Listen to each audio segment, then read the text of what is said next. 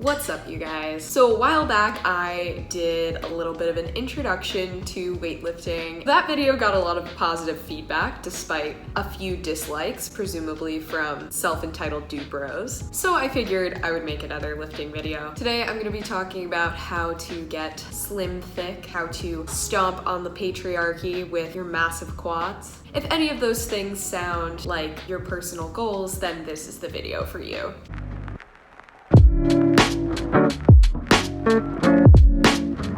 I started lifting weights about 5 years ago, but I've seen a major amount of progress in my leg lifts in the last year or two. I think that is mostly due to the fact that I changed the way that I train my legs. Focusing on lifting heavy is really important for growing your legs. When I say heavy, I mean choose a weight for each exercise that you can only do maybe 5 repetitions of before you need to take a break. I used to do 10 reps of pretty much every exercise that I did, but by the end of 10 reps, still felt like I could push more. I was kind of just arbitrarily using the number 10. However, when I'm pushing out those 5 reps, sometimes I can't do all 5, sometimes I can only do 4, but sometimes I can squeeze out 6 or 7. When that starts to happen more regularly, that's when I start to add more weight to my lifts. Personally, I like to focus on 5 main exercises. Almost every leg day, unless I'm doing more of a hamstring focused leg day, I'm doing these 5, which are mostly glute and quad focused exercises. The first exercise that I can't recommend enough is a box squat. A box squat is essentially just a regular squat, but instead of hovering mid-air at the bottom of your squat,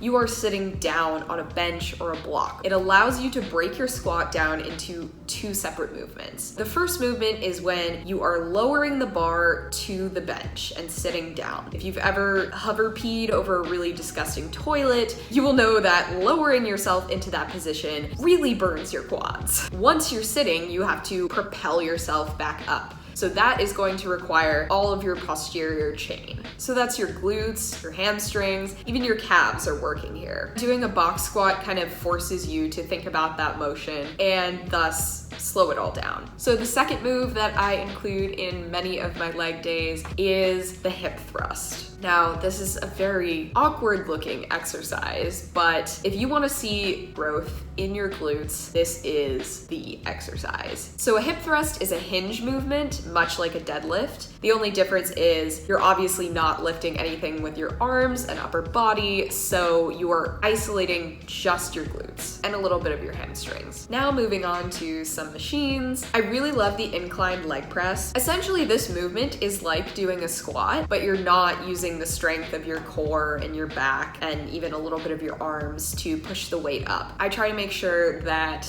I keep my form good when I'm doing this exercise. I even kind of put my arms up as a little bit of a safety. Some people might judge me for that, but it makes me feel better. One thing you want to remember is not to lock your knees at the top of the exercise. So you can see in the video, it looks like my knees are pretty straight, but they are not hyperextended. I have not locked my kneecap into place. The last 2 exercises that I'll mention are more traditionally machine-based exercises. There aren't great alternatives to either of these in the free weights world. That's why there are 2 machines that are definitely staying in my gym repertoire. The first is the hip adductor or hip abductor, depending on which way you set the things. I like to target my gluteus medius with this machine. That's sort of the glute muscle that is on the side. So this is an exercise that I like to do higher reps of. I usually pick a weight around like 60 to 80 pounds and I do 5 sets of 10 reps each. Lastly, I love the leg extension machine, which is a quad focused exercise. I love this exercise because I can work my quads in isolation. This is the best way to target them without also growing my glutes.